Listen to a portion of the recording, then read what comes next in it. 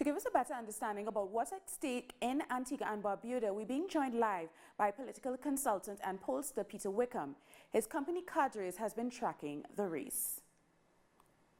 Hello, Peter. So tell me, who's leading in the elections in Antigua and Barbuda at the moment? Yeah, well, in Antigua, it's pretty clear that the Antigua-Barbuda Labour Party is out front.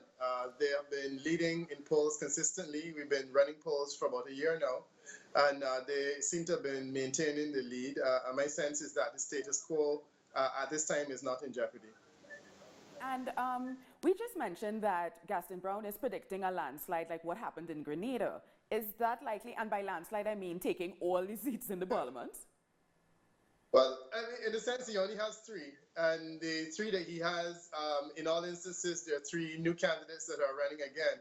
So one could argue that he is well placed to take all the seats. It is entirely possible. The polls are showing an increased popular vote that he's likely to be able to take.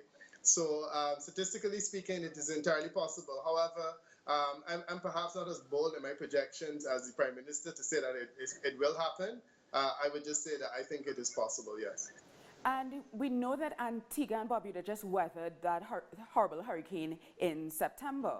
Barbuda was decimated. How is his response after the hurricane going to help him win votes or help him with the electorate actually in this election? Yeah, I think it's clear that he got a bump. The hurricane ravaged Barbuda more so. And he's been very good to Barbuda, and several of them are still living in Antigua. And one of the significant victories is that the courts have just decided that Barbudans can vote in Antigua in the next election. And the presumption is that the ones who are in Antigua are sufficiently comfortable that they would want to vote favorably for the Antigua-Barbuda Labour Party. The Barbuda seat is always a very delicate one. It is won or lost by a single vote often. So I think that he is a little bit more confident on this occasion as a result of the way that he's responded to the hurricane scenario in Barbuda, that he will be at least he will be able to win that seat for sure, which helps him with the other ones on the mainland. And another sensitive issue, of course, is the land issue in Barbuda. How are Barbudans rating the Prime Minister's response to their concerns with land ownership? Yeah, I mean, there are two sides to the story. I would say the progressive-minded Barbudans, the ones who are interested in owning land, the ones who are interested in development and so on, support it. The ones who support the Antigua-Barbuda Labour Party tend to support his position on land ownership.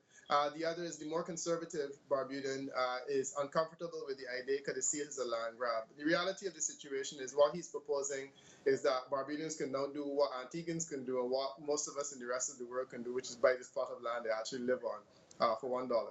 That is essentially the crux of his proposal, and he's also initiating other developments in relation to land.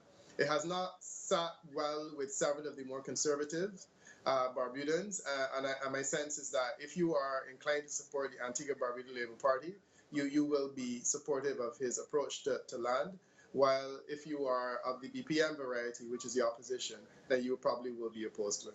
Okay, thank you so much for chatting with us, Peter Wickham. We appreciate your comments.